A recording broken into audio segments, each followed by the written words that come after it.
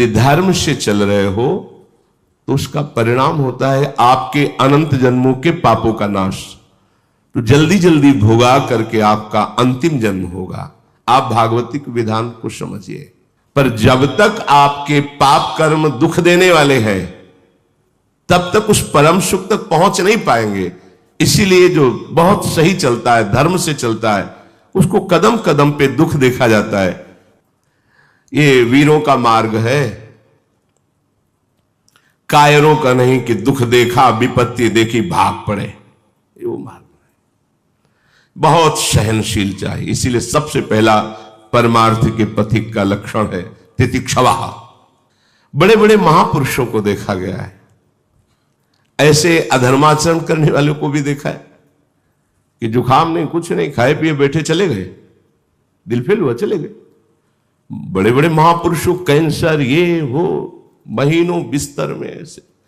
क्यों? अब इनका यह आखिरी जन्म है। हे महाराज युधिष्ठिर,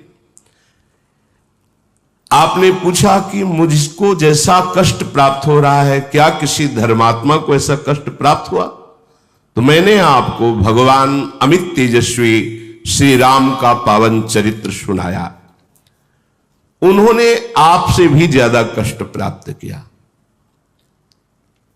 श्री राम के कष्ट के सामने तो तुम्हारा कष्ट बहुत थोड़ा है।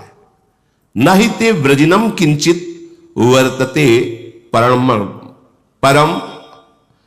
ये जो आपको कष्ट मिल रहा है तो थोड़ा, उनको तो पग पग पर नाना प्रकार के कष्टों को सहन करना पड़ा। इसलिए धर्मात्मा पुरुष को यह नहीं सोचना चाहिए कि मेरे मार्ग में कष्ट क्यों आते हैं। यदि धर्म से चल रहे हो तो उसका परिणाम होता है आपके अनंत जन्मों के पापों का नाश। तो जल्दी जल्दी भोगा करके आपका अंतिम जन्म होगा। आप भागवतिक विधान को समझिए। यदि आप जरा सा धर्माचरण किए और सामने दुख आ गया, सोचा ये धर्माचरण का फल दुख है, नहीं, ऐसा नहीं। धर्म का फल है परम सुख। पर जब तक आपके पाप कर्म दुख देने वाले हैं तब तक उस परम सुख तक पहुंच नहीं पाएंगे। इसीलिए जो बहुत सही चलता है, धर्म से चलता है, उसको कदम कदम पे दुख देखा जाता है, क्योंकि उसके सारे पाप नष्ट हो रहे हैं और धर्म उसे महासुख में पहुंचा रहा है। अस्मिन मार्गे निषिदेयु सेन्द्रा अपिसुरासुरा। बड़े बड़े धर्मात्मा देवता या असुर या मनुष्य कोई भी हो, कष्ट पूर्वक धर्म के मार्ग में चले हैं। धर्म का तात्पर्य ही है सारे अशुभों को नष्ट करना। अशुभों का फल ही है दुख। धर्म पूर्वक चलो और दुख सहन कर लो, माया प्रपंच से ऊपर उठ जाओगे। तो ऐसे धर्म में काहे को चले? तो फिर पाप करो और पूर्व पाप और पुण्य उनका भोग करते हुए जन्मते मरते रहो, नाना प्रकार की योनियों में भटकते रहो। देखो, तुम्हें बिल्कुल चिंता नहीं करनी चाहिए। मार्कंडेय जी कह रहे हैं, अरे जिसके गांडीव धनुषधारी अर्जुन जैसे भाई हो, भयंकर पराक्रमी गदाधारी भीमसेन हो और माद्री नंदन नकुल सहदेव हो, तो आप जैसे धर्मात्मा पुरुष के ऐसे सहायक है। आप तो मरुदगणों सहित देवराज इंद्र को भी परास्त करने की अब सामर्थ्य रखते हैं। अब आपको शोक नहीं करना चाहिए। तुम्हारे जैसा महात्मा धर्मात्मा शोक के योग्य नहीं है। अब तुम इस शोक का त्याग कर दो कि वनवास में मुझे बहुत कष्ट मिल रहा है। सच्ची, यदि संतों का समागम ना हो तो परमार्थ में चलना असंभव ही है। क्योंकि ऐसी झकझोर आती है कि लगता है क्या ये फल है हमारी तपस्या का, हमारी साधना का ये फल है? नहीं नहीं, ये तो पवित्र किया जा रहा है। फल तो प्राप्त होगा तो अखंड प्रसन्नता, अखंड सुख, कदम कदम पे दुख। ये वीरों का मार्ग है, कायरों का नहीं कि दुख देखा विपत्ति देखी भाग पड़े। ये वो मार्ग है। बहुत सहनशील चाहिए। इसीलिए सबसे पहला परमार्थ के पथिक का लक्षण है तितिक्षवा, माने सहनशील, हर बात सहूंगा, हर कष्ट सहूंगा, कभी आपसे शिकायत नहीं करूंगा। ये पक्का समझ लो, बिना ऐसी निष्ठा ले आप इस पे नहीं चल सकते, नहीं चल सकते।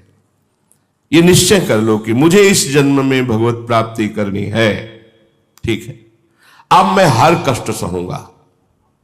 आप जैसे जैसे ज्यों ज्यों राखत हो त्यों त्यों रहियत हो हरि। हम प्रश्न नहीं करेंगे आप मुझे ऐसे कष्ट में क्यों रखते हैं।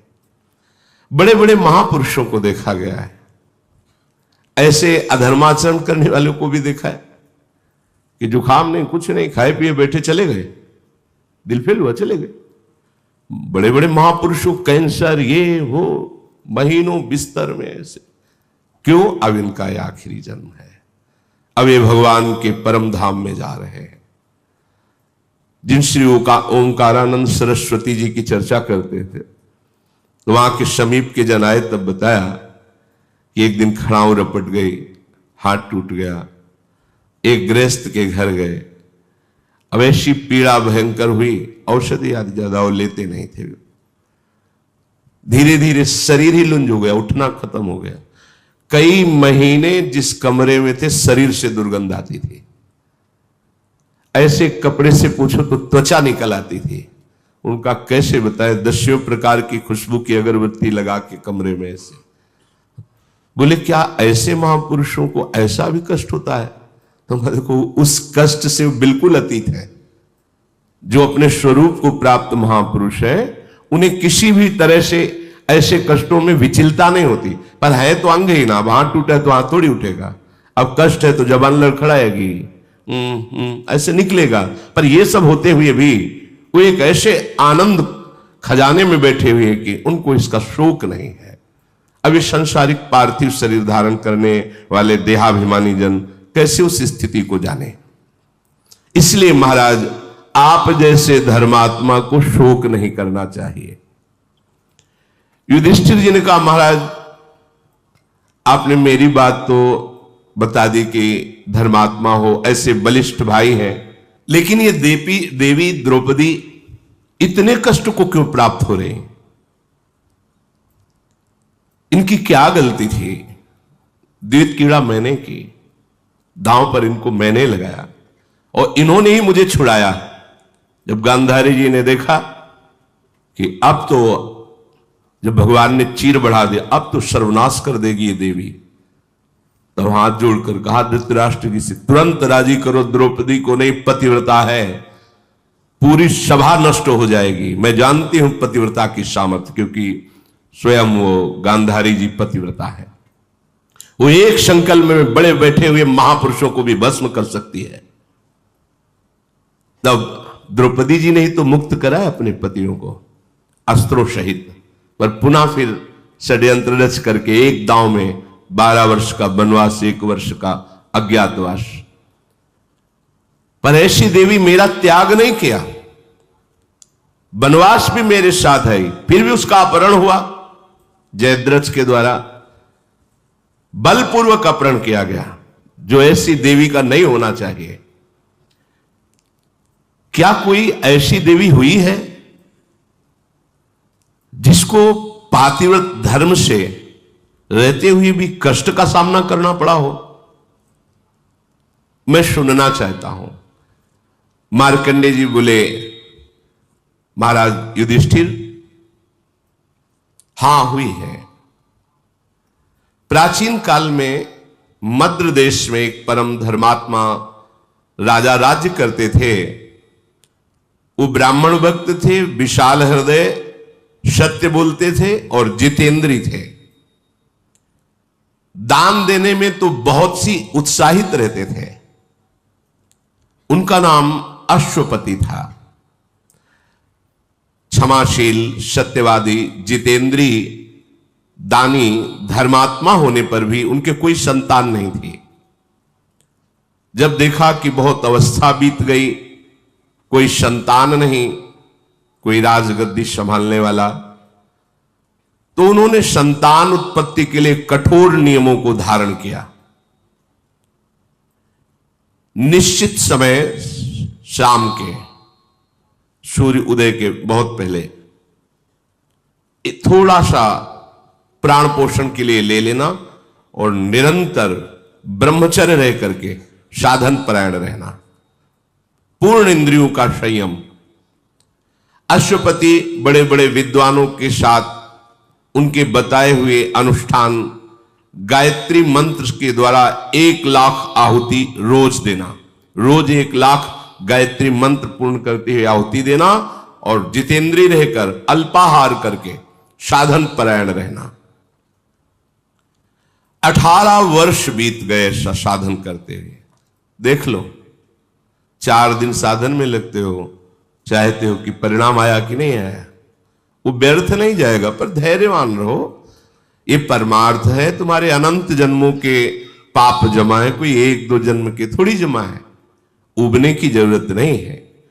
रोज 1,00,000 मंत्र गायत्री से आहुति देना विद्वानों के द्वारा, एक बार प्राण पोषण के लिए थोड़ा आहार ले लेना, पूर्ण जितेंद्रिय रह करके 18 वर्ष व्यतीत हो गए साधना करते हुए।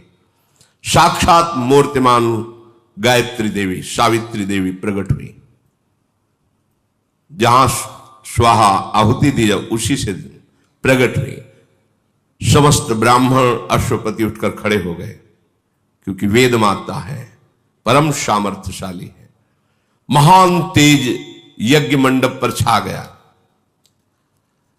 सावित्री जी अमृत के समान वचन बोली, राजन तुम्हारे ब्रह्मचर्य, इंद्रिय संयम, प्राण संयम, मनोनिग्रह, इसे देखकर मैं बहुत प्रसन्न हो गई हूं।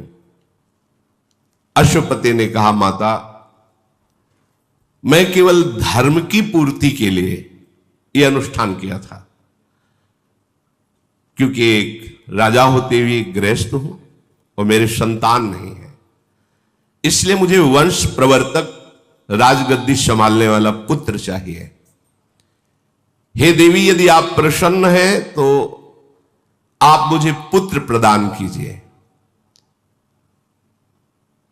क्योंकि ये न्यायुक्त संतानोत्पादन परम धर्म है गृहस्थ का।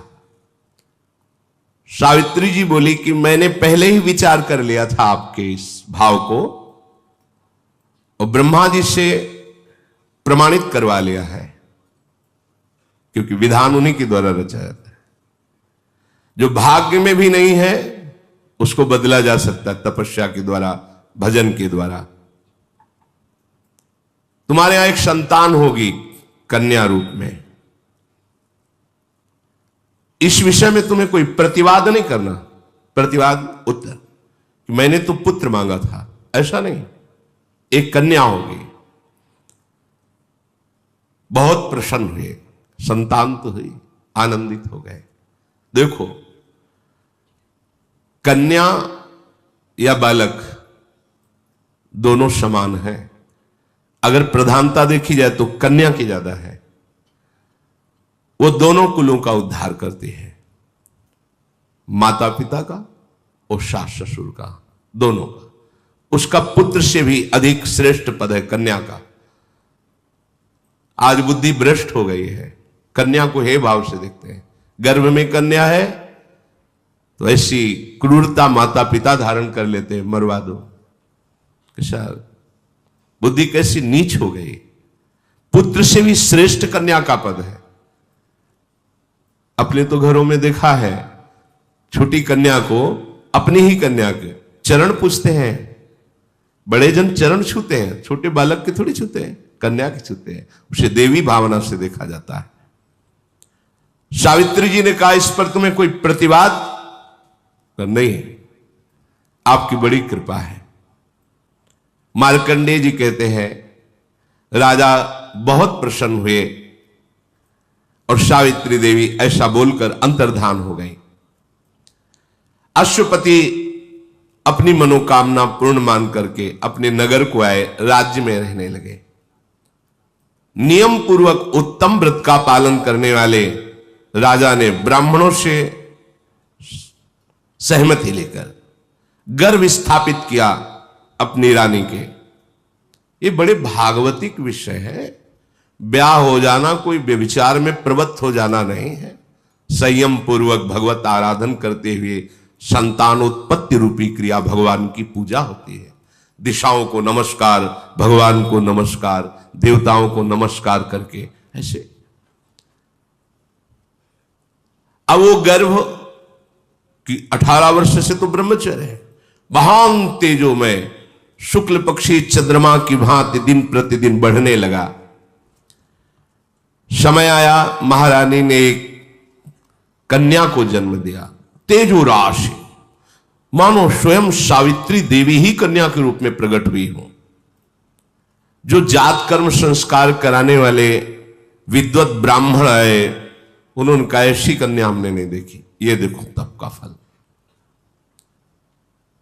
साक्षात सावित्री देवी की आभा प्रकट हो रही है, इसलिए इस कन्या का नाम सावित्री ही रखा जाएगा।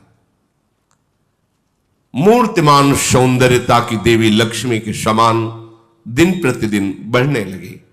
बड़ा आनंद। कुछ समय में वो नवकिशोर अवस्था को प्राप्त हुई।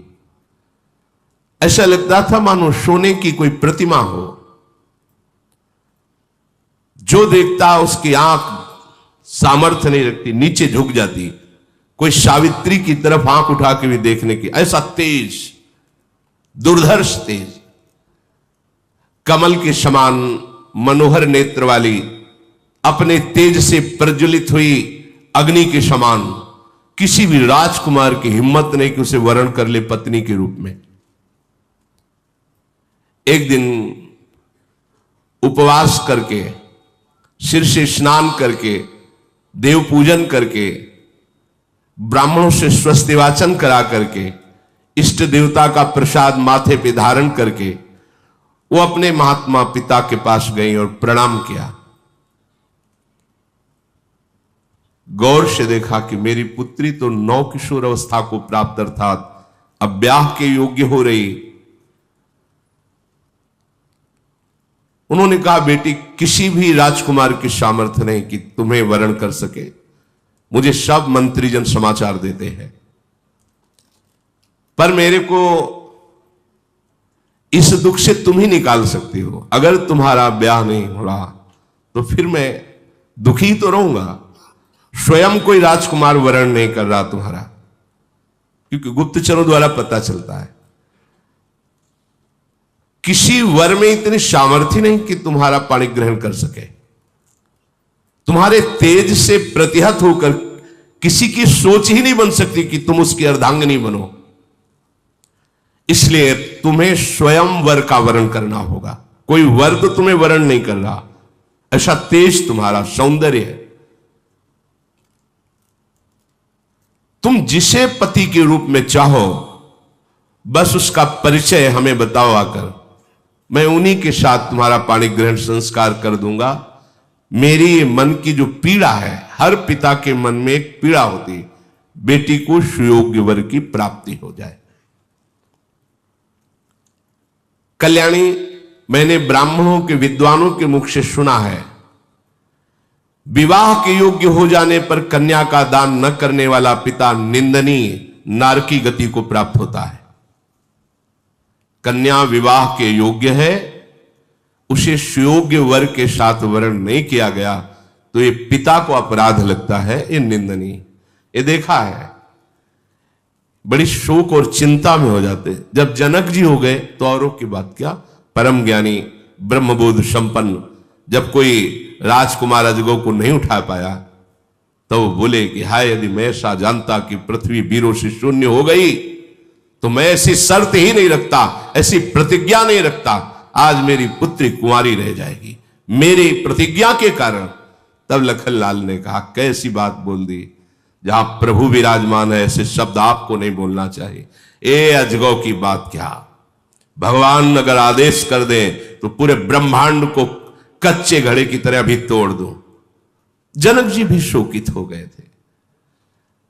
सावित्री जी के पिताजी कहते हैं कि हमने बड़े बड़े शास्त्र विद्वान महापुरुषों से सुना कि विवाह के योग्य हो जाने पर कन्या का जो सुयोग्य वर के साथ पाणी ग्रहण संस्कार नहीं कराता समय पर, वो पिता निंदनीय है। वो अपराधी है, उसको दंड मिलता है, इस बात का कर्तव्य है। जो पिता के पधार जाने पर अपनी माता की रक्षा नहीं करता, पूर्ण सेवा नहीं करता, वो पुत्र अपराधी है, धिक्कार योग्य है, उसे दंड मिलता है। जो सुयोग्य पत्नी प्राप्त होने पर भी पति अन्य की तरफ काम भावना करके अपनी पत्नी का वो दंडनीय अपराध है हमारे भागवती कानून में, उसको दुर्गति प्राप्त होगी। इसलिए मेरी बात समझकर बेटा तुम अपने योग्य पति की खोज करो, ऐसी चेष्टा करो जिससे मैं नारकी गतियों को प्राप्त ना हो, क्योंकि तुम यौवन अवस्था को प्राप्त हो रही हो और कोई भी वर साहस नहीं कर रहा तुम्हें अपनी पत्नी बनाने का। मार्कंडे जी कहते हैं महाराज युधिष्ठिर, पुत्री से ऐसा कहकर कुछ सेना प्रधान अंगरक्षक और बूढ़े मंत्री और विद्वान ब्राह्मण साथ दे दिए, सब सेवा सामग्री और यात्रा। आप खोज करो अपने योग्य वर की। पिता के चरणों में प्रणाम करके उनकी आज्ञा पालन करने के लिए तत्काल सावित्री जी ने प्रस्थान किया। स्वर्णमय रथ आसपास अंगरक्षकों से घिरी हुई, विद्वान ब्राह्मण मंत्री सब साथ चल रहे।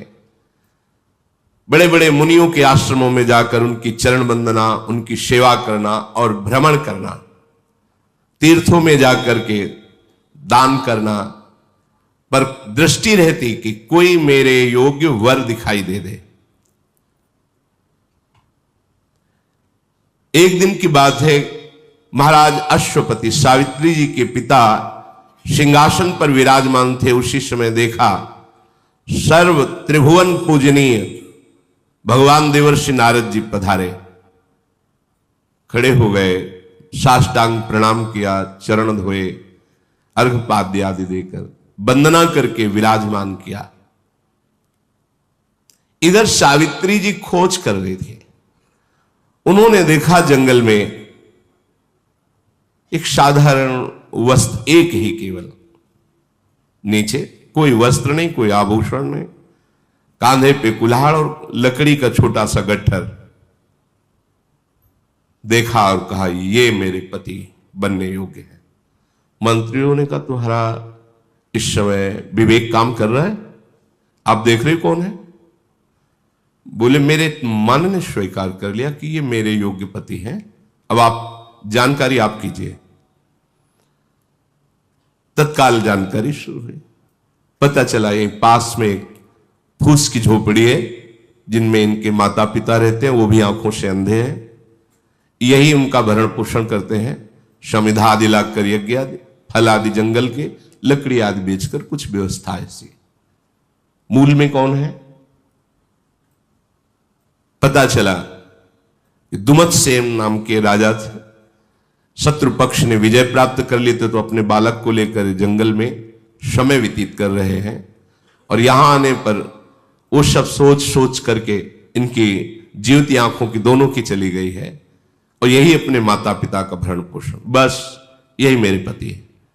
फिर विद्वानों ने, मंत्रियों ने कहा आप समझ रही हो, खाने को नहीं है, आप राजकुमारी हो, इतना वैभव। मैंने वर्ण किया।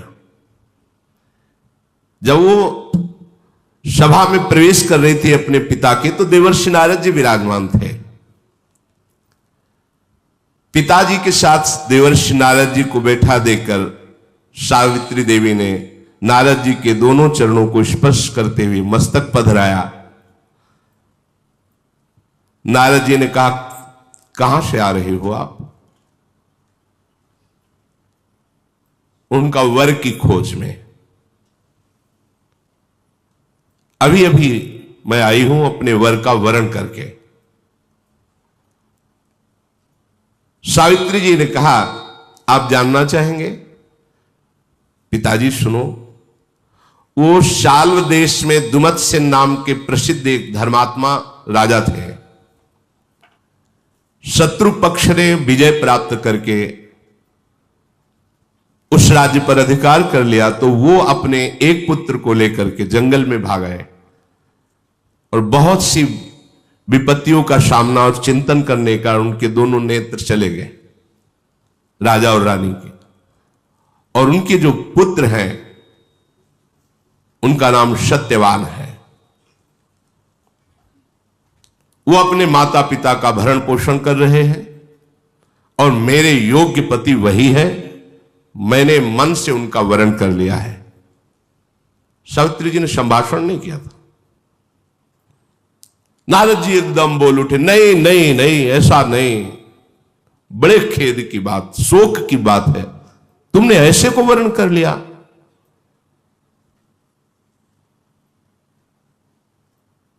तो सत्यवान जी की बात सुनकर जब नारद जी ऐसा बोले, उनके पिता ने कहा क्यों, गुणहीन, धर्महीन, आचरणहीन क्या? उनका नहीं नहीं, राजकुमार का सत्यवान नाम इसीलिए त्रिकाल में भी कभी झूठ नहीं बोलते, ना उनके माता पिता सत्य और धर्म का आचरण कभी छोड़ते हैं, इसलिए उनका नाम सत्यवान रखा गया है। राजा ने कहा देवर्षि, फिर आप एकदम चौंक क्यों पड़े? जब ऐसे सत्यवान है तो आप ऐसा?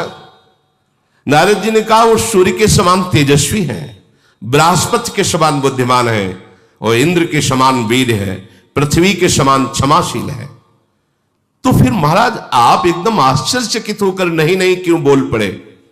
सुनो, वे दान देने में भी रंति देव के समान है, उशीनर पुत्र महाराज शिवी के समान शरणागत की रक्षा करने में समर्थ है।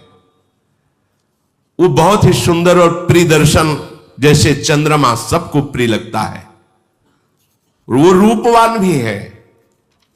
फिर महाराज क्या आपने दोष देखा? आप तो जितनी बात बता रहे हैं ये तो सब किसी महापुरुषों में होती है। इन सब गुणों को ढक देने वाला हमने एक दोष देखा। क्या? वो बस 1 वर्ष जीवित रहेंगे, आज से 1 वर्ष जीवित रहेंगे और 1 वर्ष में उनका शरीर छूट जाएगा। पिताजी भी कांप गए, नहीं नहीं, ऐसा वर्ण नहीं वर्ण करना, 1 वर्ष। राजा बोले बेटी तुम दूसरा वर वर्ण कर लो,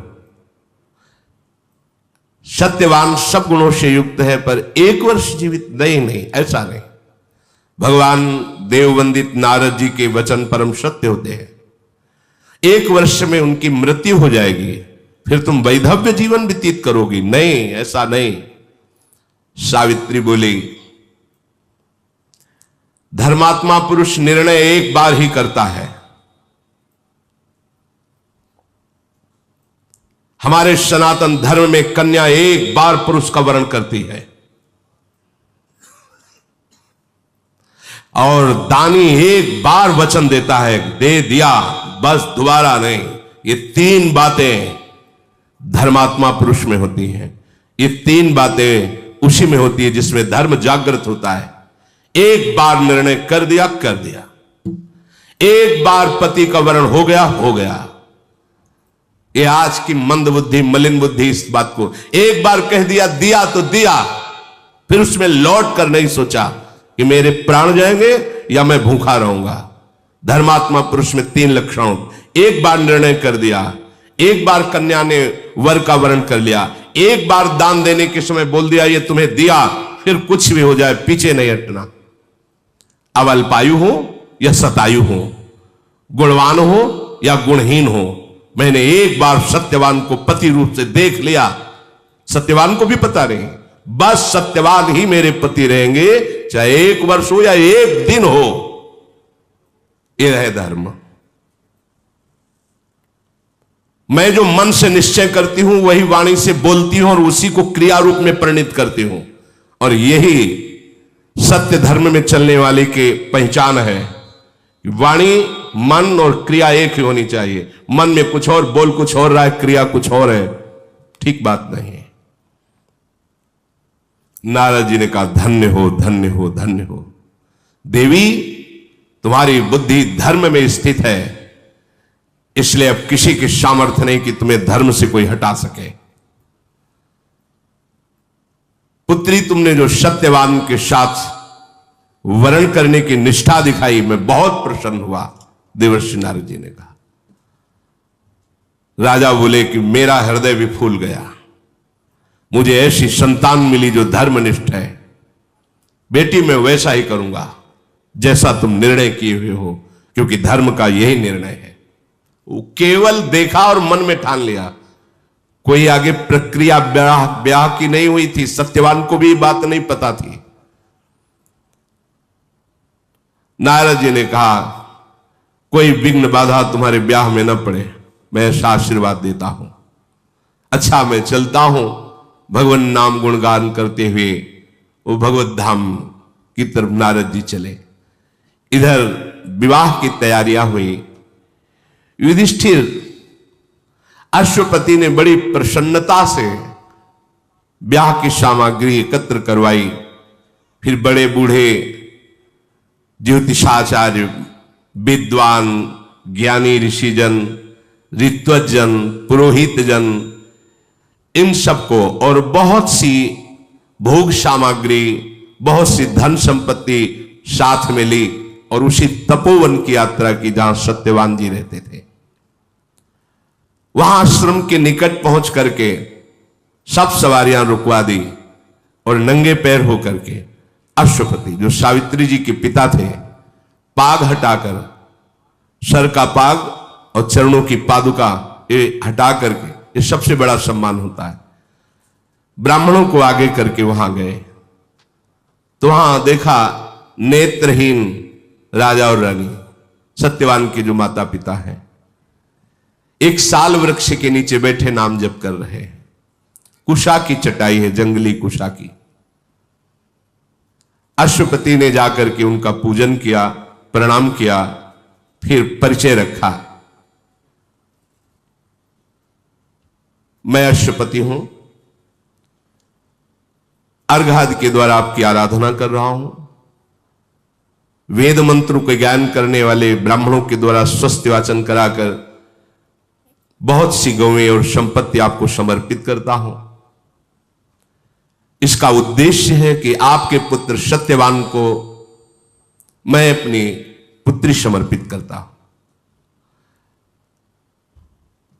हे धर्मज्ञ, इस सावित्री नाम की मेरी तेजोमयी देवी स्वरूपा कन्या है, इसे आप पुत्र वधू के रूप में स्वीकार करें।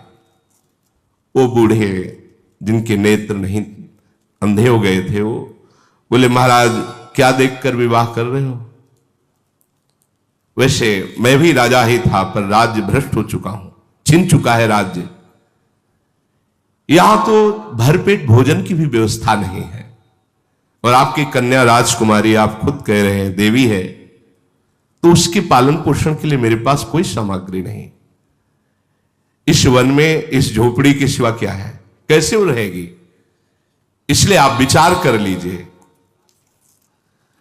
अश्वपति ने कहा महाराज, सुख और दुख ध्यान देने योग्य बात है। सुख और दुख, संपत्ति और विपत्ति तो आती जाती रहती है। मतलब कन्या पक्ष को वर का क्या देखना है? वो धर्मात्मा है, शीलवान है, वो सही ढंग से चलता है कि नहीं। भले गरीब है आज, तो कल धनी भी हो सकता है, लेकिन वो व्यभिचारी है, नीच आचरण वाला, हिंसात्मक स्वभाव वाला, आज धनी है तो एक दिन दरिद्र हो जाएगा। ऐसी जगह कन्या सुख प्राप्त नहीं करती। जो व्यभिचारी प्रवृत्ति की, चाहे कन्या हो या पुत्र हो, ये फिर निष्ठाएं नहीं होती, पवित्रता नहीं होती, वो परिवार सुखी नहीं रहता, जलते रहते हैं।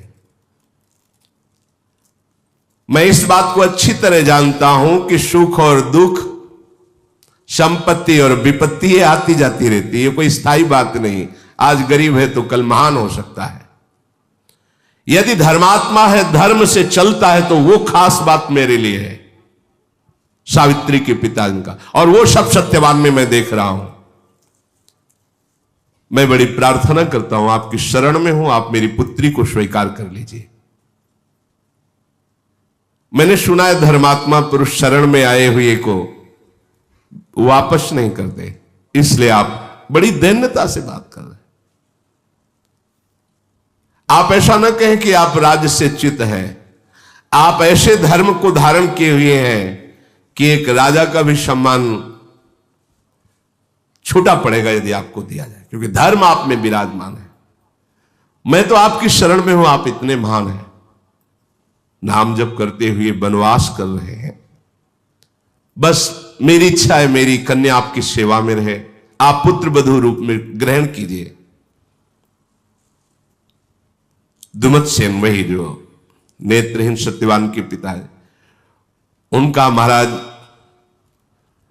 यदि ऐसा भाव आपका है तो मैं अपना सौभाग्य समझूंगा कि आप जैसा धर्मात्मा राजा और सावित्री जैसी देवी हमारी संबंध में आएगी।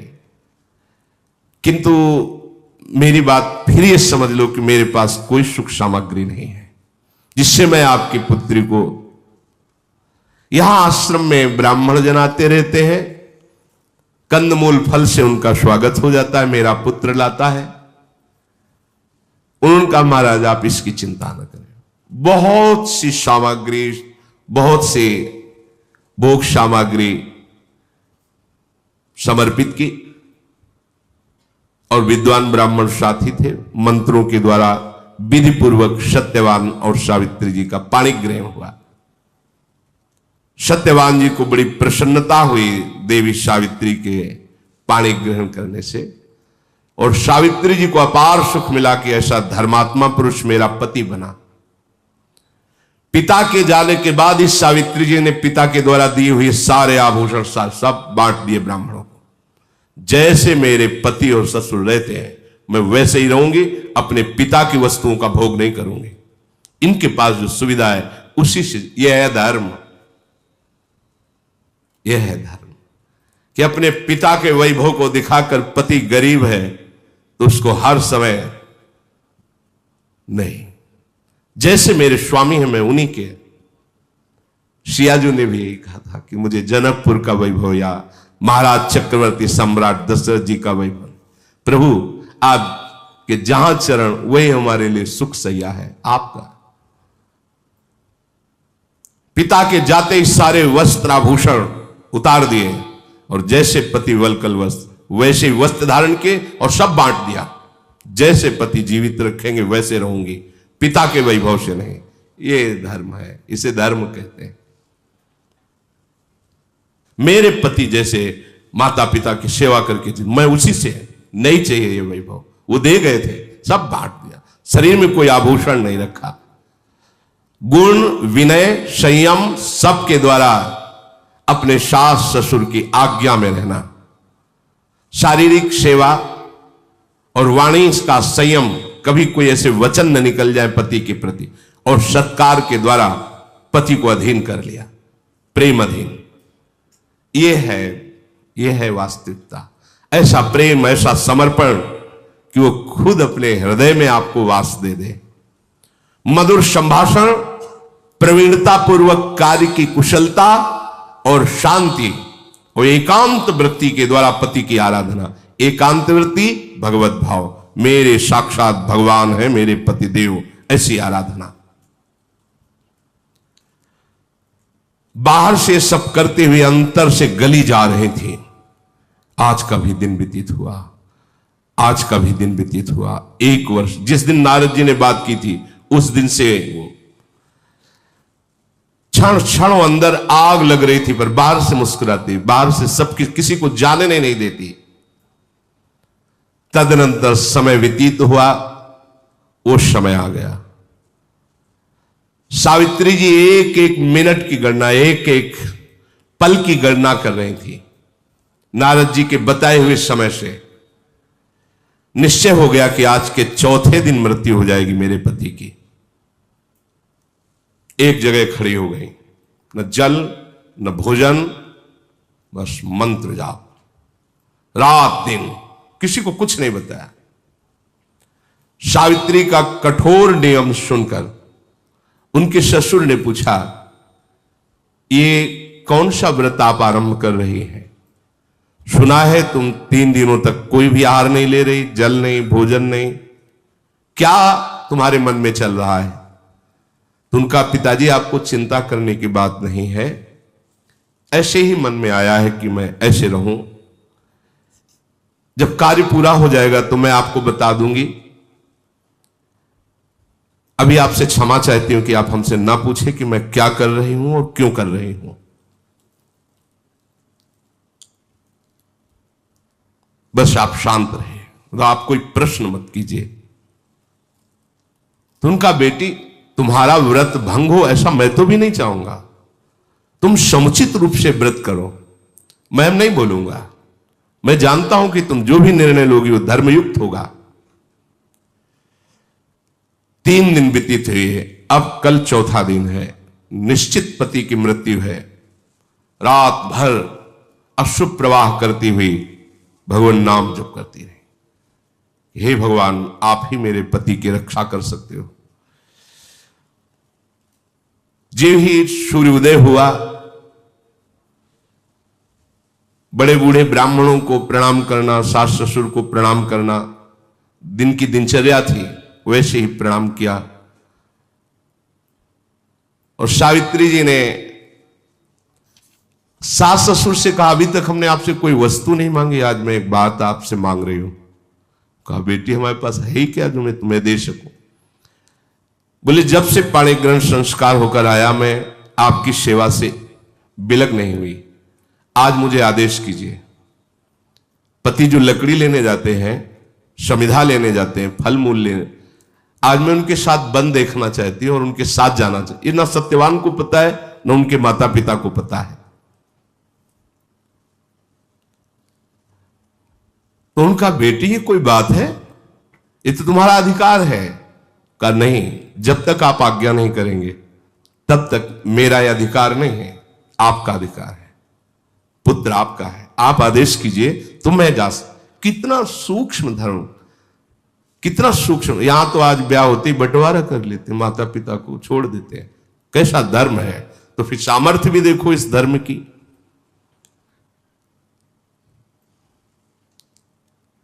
आज मैं इसलिए जाना चाहती हूं कि आज कोई मेरा बहुत बड़ा मनोरथ है। जब मैं वो मनोरथ पूर्ण कर लूंगी तब आप भी प्रसन्न हो जाएंगे, देख लेना। अपने सास ससुर से कहा। सत्यवान ने कहा, सुंदरी तुमने पहले कभी ऐसा नहीं कहा हमारे साथ चलने को, आज ही क्यों। वन बड़ा दुखदाई है और मैं बचपन से रह रहा हूं, मुझे अभ्यास है। तुम एक तो कई दिनों से ना आहार लिया, जल आदि, खड़ी ही रही हो। मुझे लगता है तुम वन में चलने लायक नहीं हो। सावित्री ने कहा, भगवान मुझे कोई कष्ट नहीं है, मुझे कभी भी कहीं भी चलने में थकावट नहीं होती। मेरा मन बहुत उत्साहपूर्ण रहता है। बस आपसे प्रार्थना है आप कहीं मना ना कर दीजिए। सत्यवान ने कहा कि आज तक तुमने कोई चाह नहीं प्रकट की, अगर साथ ही चलना चाहती हो तो चलो, हम मना नहीं करेंगे। महान व्रत का पालन करने वाली सावित्री ब्राह्मणों को, सास ससुर को प्रणाम करके एकाकार वृत्ति केवल भगवान में। ये बहुत बड़ी बात है। कदम पति के साथ चल रहे, चिंतन भगवान का चल रहा है। आज देखते हैं कि मृत्यु कैसे हमारे पति को ले जाती है। हृदय घबरा रहा है, जलन पैदा हो रही है, भगवद स्मरण एक तार चल रहा है। देखने में बहुत मुस्कुराती हुई दिखाई दे रही, जिससे उनके पति को पता न चले।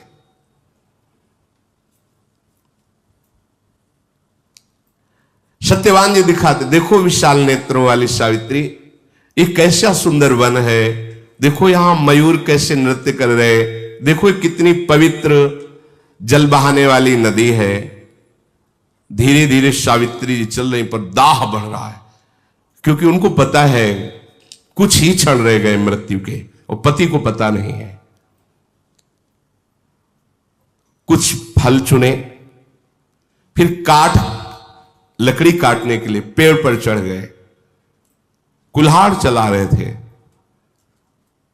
वो बस एकाग्रता से दे। उन्होंने कहा, सावित्री बिना श्रम के इतना पसीना आ रहा है, अरे मेरा तो सर भी फटने लगा है। उनका, भगवान आप नीचे आ जाइए, कभी कभी ऐसा हो जाता है, आप नीचे आ जाइए।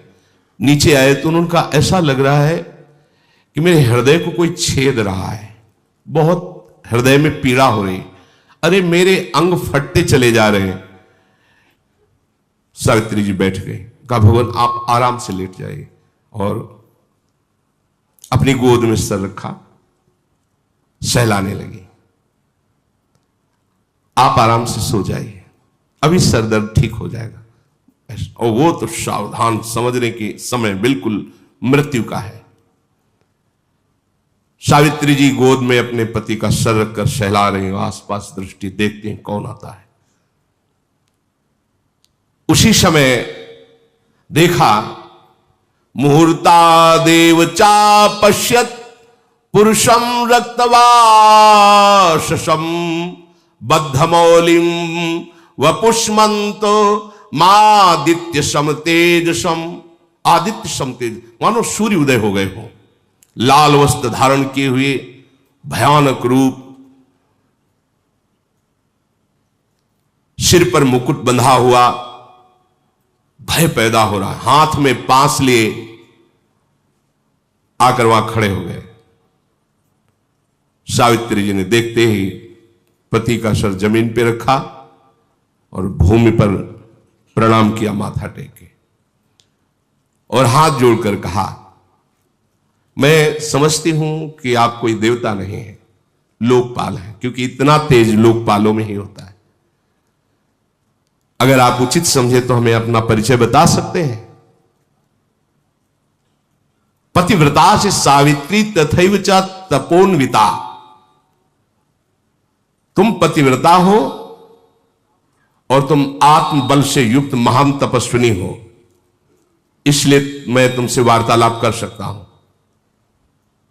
तुम मुझे लोकपाल यम इस नाम से मेरा परिचय दिया, मैं यमराज हूं।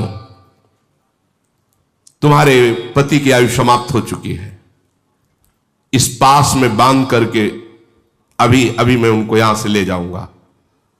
सावित्री जी ने पूछा कि मैंने तो सुना है यमदूत आते हैं, पर आप यहां स्वयं पधारे, दूत नहीं आए, ऐसा क्यों? श्रूयते भगवान दूतास्तवागच्छन्ति मानवान। मनुष्य को लेने के लिए तो यमदूत आते हैं। नेतु किल भगवान कस्मात, आप स्वयं आए, स्वयं प्रभु। भगवान यमराज ने कहा कि जानती हो ये तुम्हारा पातिव्रत धर्म और भगवत चिंतन का प्रभाव है कि मेरे दूत तुम्हारे सामने प्रकट ही नहीं हो सकते, क्योंकि महाभागवत ये भी है, महाभागवत 12 महाभागवतों में ये यमराज जी आते हैं जिनको धर्मराज भी कहा गया है। मेरे दूतों की योग्यता ही नहीं कि आ जाए, इसलिए मुझे स्वयं आना पड़ा है। तत्काल सावित्री जी ने देखा कि उस जीवात्मा को यम पाश में बांधकर, क्योंकि वो दिव्य दृष्टि संपन्न हो चुकी है, बहुत विवश कष्टपूर्वक शरीर से वो जीवात्मा निकल रही, सांस रुक गई, चेहरे का रंग बदल गया, पति को यमपाश में बंधा देख रही। दक्षिण दिशा की ओर चल पड़े यमराज जी। सावित्री जी पीछे पीछे चल पड़े। परम सौभाग्यवती, व्रत नियम भगवद स्मरण, अबाध गति कहीं भी जा सकती है। धर्म का बहुत बड़ा बल होता है। ऐसा लगा कोई पीछे आ रहा है, देखा तो उन्होंने कहा कि सावित्री अब तुम लौट जाओ और अपने पति के दाह संस्कार आदि कार्य को पूरा करो।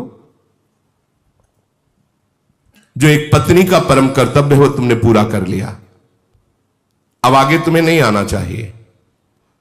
सावित्री जी ने कहा पत्नी का तो पूरा कर्तव्य तभी होता है जब वो पति के साथ ही रहे। जहां मेरे पति जाएंगे वहीं मैं जाऊंगी, यही सनातन धर्म है।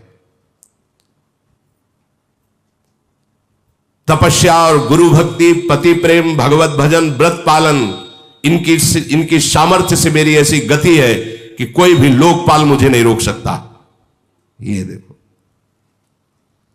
तपस्या अर्थात कष्ट सहना, गुरु भक्ति, पति प्रेम भगवत भजन और व्रत पालन, इनसे मेरी ऐसी सामर्थ्य प्रकट हो गई, कोई लोकपाल नहीं रोक सकता। जिस लोक में जाना चाहे हम जा सकते हैं।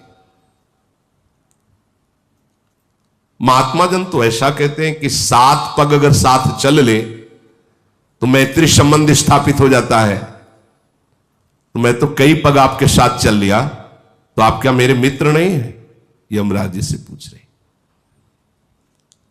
महाराज, जिन्होंने अपने मन और इंद्रियों को वश में नहीं किया है, जिन्होंने धर्म पालन नहीं किया है, जिन्होंने गुरु सेवा नहीं की है, जिन्होंने कष्ट रूपी तपस्या नहीं की है, वो आपके साथ चलने में सामर्थ्य नहीं रखता। महात्मा लोग विवेक विचार से ही धर्म का वर्णन करते हैं और धर्म प्राप्ति ही जीवन का परम लाभ है। इसलिए सबसे श्रेष्ठ वही है जो धर्म से चलता है। यमराज जी ने कहा, तुम्हारी बात सुनकर मुझे बहुत आनंद हुआ, तुम्हारा पति प्रेम और तुम्हारा निष्ठा भाव, अब तुम लौट जाओ, मैं बहुत प्रसन्न हूं। सत्यवान के जीवन के सिवा और तुम जो चाहो एक वरदान मांग सकते हो। सावित्री जी ने कहा, भगवान, मेरे ससुर और सास वो राज्य भ्रष्ट हैं, राज्य छिन गया है, उनकी आंखें नहीं हैं, तो आप कृपा करो मेरे सास ससुर की आंखें ज्योतिमय और वो बलवान हो जाए और तेजस्वी हो जाए, स्वस्थ, जैसे वो राजकाज के समय थे वैसी उनकी शरीर की कांति हो जाए। तथास्तु, ऐसा ही हो। फिर लौट के दिखा रहे, उनका लौट जाओ ना। कहा, भगवान आप कैसा कैसे कह सकते हैं? मेरे स्वामी को आप लिए जा रहे हो, मेरे से कह रहे हैं आप लौट जाइए। जहां मेरे पतिदेव रहेंगे वहीं मैं निश्चित वहीं रहूंगी। मेरे प्राणों को ले जा रहे हैं और शरीर को कह रहे हैं आप वापस लौट जाओ, असंभव। हे देवेश्वर, आप मेरी बात सुनिए। शताम सकृत संगत मीप्सितम परम ततः परम मित्रमिति प्रचक्षते न चा फलम सत्पुरुषेण संगतम ततः सताम सन्निवसेत समागमे। संत पुरुषों का तो एक बार दर्शन और समागम हो जाए तो उसका परम मंगल हो जाता है। कहीं संत पुरुषों से मित्रता हो जाए तो फिर उसके मंगल में कहीं संशय रहता है, कल्याण में। मैंने सुना है साधु पुरुषों का संग कभी निष्फल नहीं होता, इसलिए मुझे साधु संग मिला है आपका। महाभागवत हो आप, निष्फल कैसे हो सकता है? मुस्कुरा दे यमराज जी, बोले बहुत गूढ़ बात तुमने कही, मेरा मन प्रसन्न हुआ। सत्यवान के जीवन को छोड़कर तुम एक वरदान और मांग सकते हो।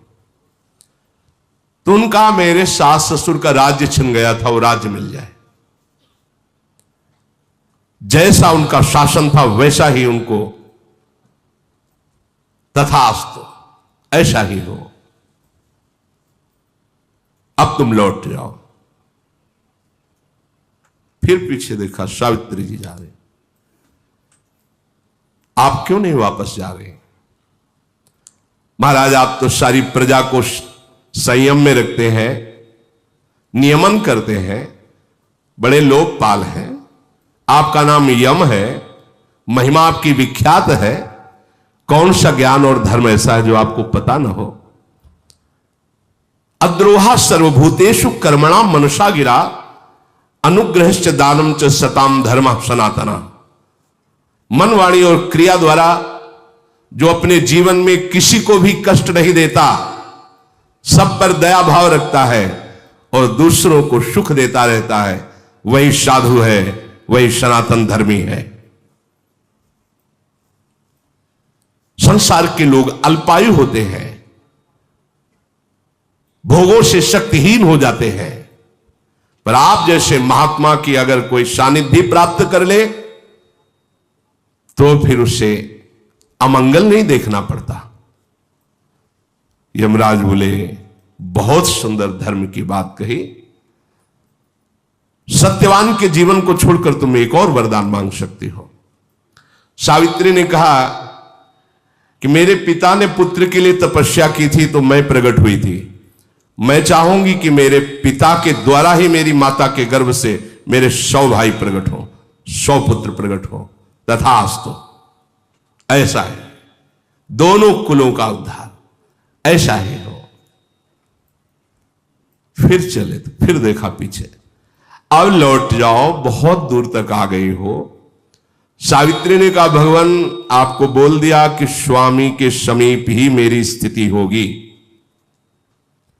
ये स्थान कोई और नहीं ले सकता, मेरे स्वामी जहां वहीं मैं, आप जहां भी जाओगे मुझे वहीं पाओगे। पर मैं चलते चलते आपको एक बात सुना दूं, आप भगवान सूर्य के पुत्र हैं, बड़े प्रतापी हैं,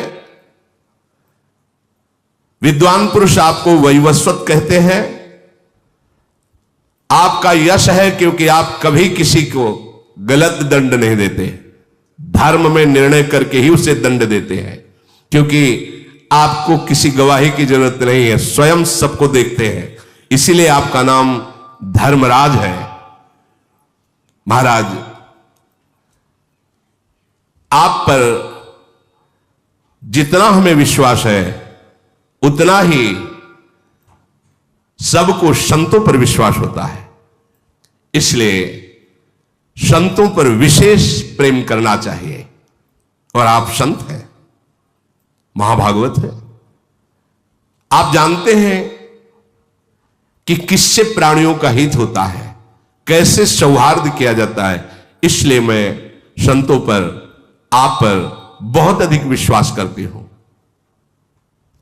यमराज जी ने कहा यह बात तो केवल धर्ममय हृदय से ही निकल सकती है, तुमने मुझे बहुत संतुष्ट किया, सत्यवान के जीवन के सिवा यह चौथा वर है, कोई और जो चाहो मांग लो।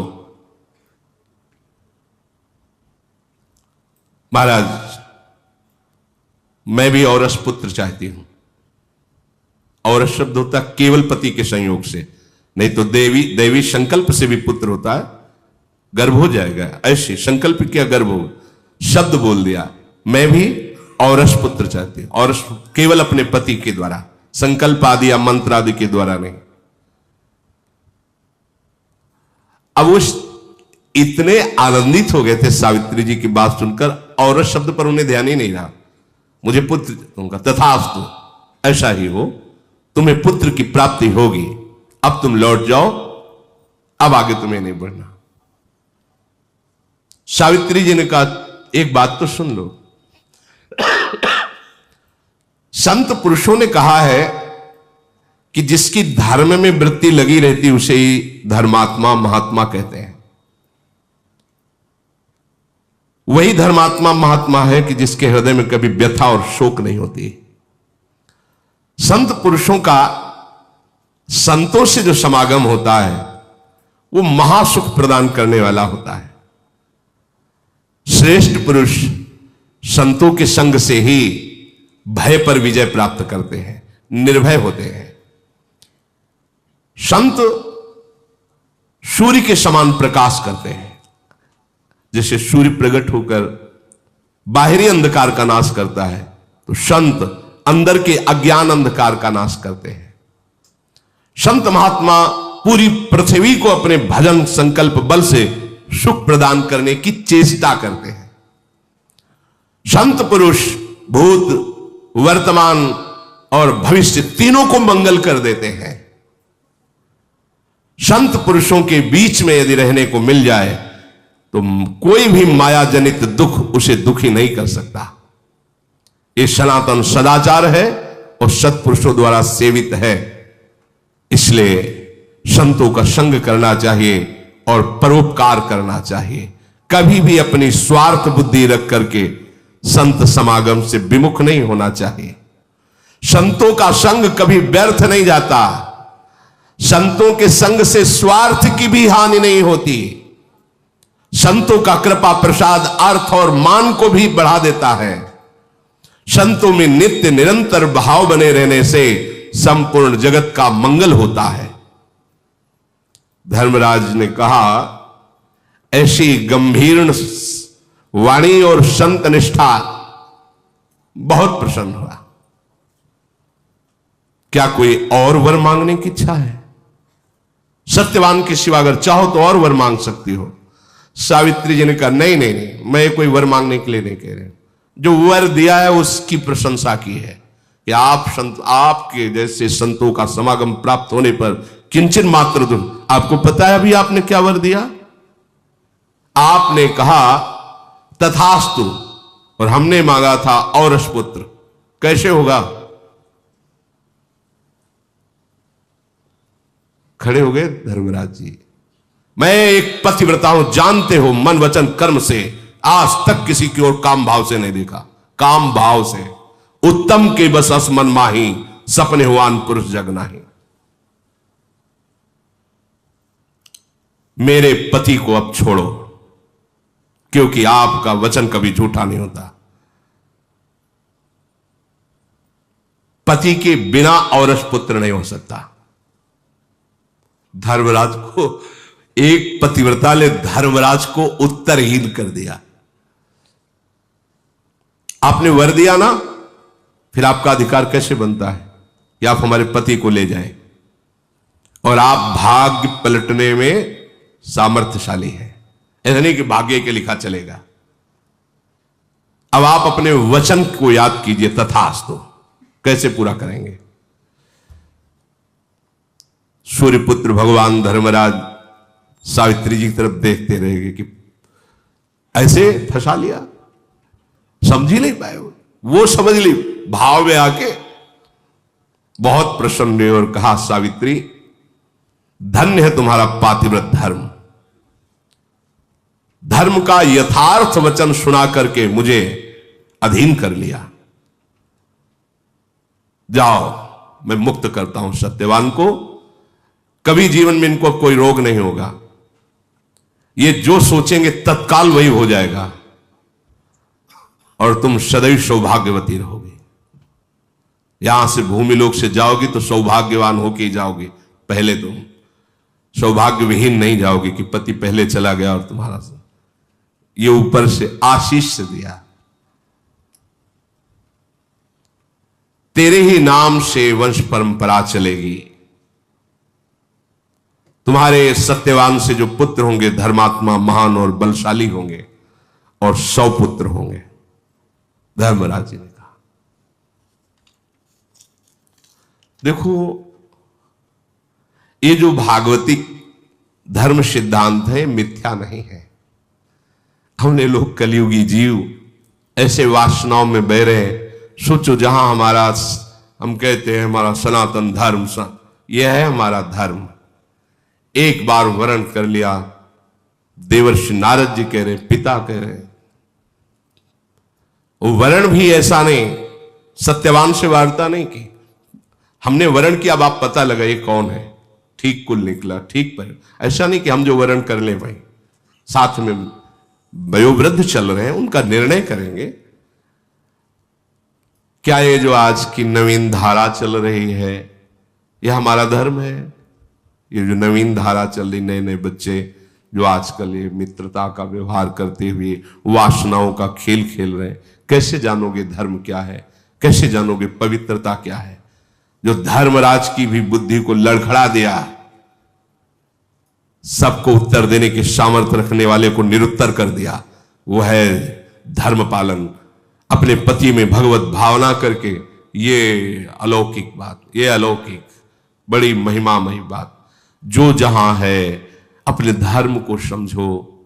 ये तुम्हारा मनोरंजन नहीं है, ये जीवन भगवत प्राप्ति के लिए है। नाम जप करते हुए, अपने कर्तव्य को भगवान की पूजा समझते हुए, अपने संबंधों को भगवत प्रसन्नता, भगवत भाव से युक्त करते हुए अगर जीवन व्यतीत कर ले गए तो वो पद प्राप्त होगा, वो महिमा जागृत होगी जो जीवन की परम सार्थकता है। श्री राधा वल्लभ लाल की।